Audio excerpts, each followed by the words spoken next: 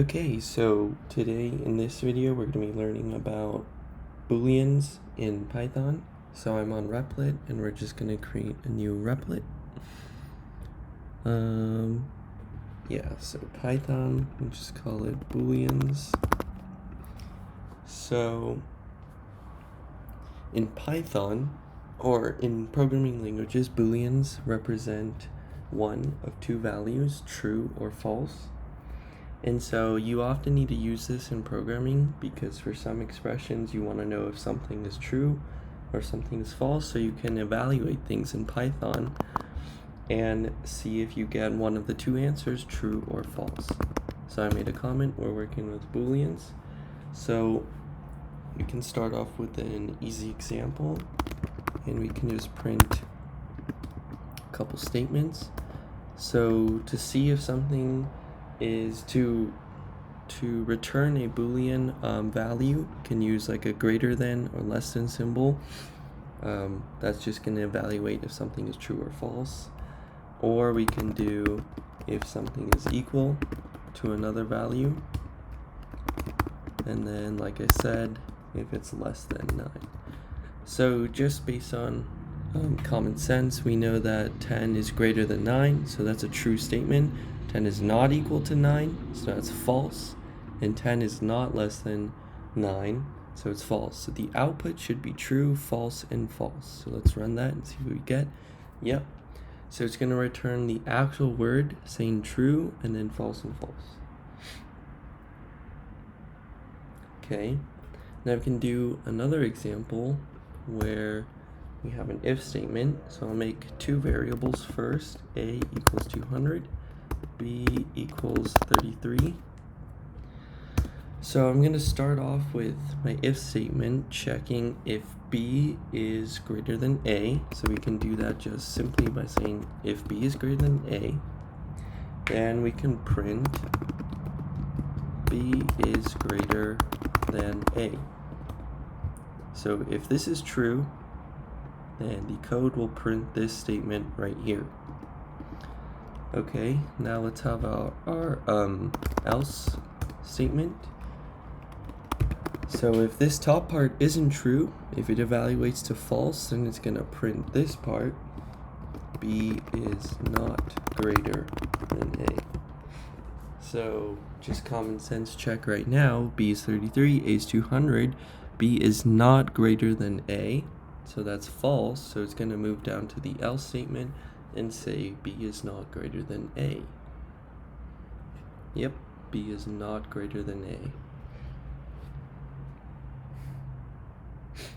A. Okay, so now we can move on to an example where we actually print the value of certain strings or numbers themselves. Like everything has a Boolean value themselves. So for example, if I print, and you use that with the bool function right here in parentheses. So right here, what this line of code is trying to do, it's trying to print the Boolean value of the string hello itself. And then I can do another one where I print the Boolean value of the number 15 itself. And as you can see, they're both true because they are not empty values. Let's say, for example, this was 0 and this was empty. They would both print false because these values have nothing basically to them, so the Boolean would be false. Anything that is greater than these values would return a Boolean value of true. Okay. And then same goes for stuff like if I printed just the bool of parentheses or square brackets, that would be false because it's empty. So basically just anything that's empty is going to return a Boolean value of false. Okay. We can also make a function that just returns true. You know, in Python, there's a lot of times where you have to make functions that do specific things. as part of a larger code.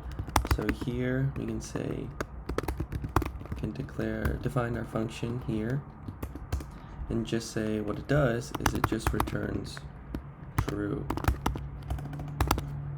So you can see true is now colored blue because it's a specific value, and we just return this value.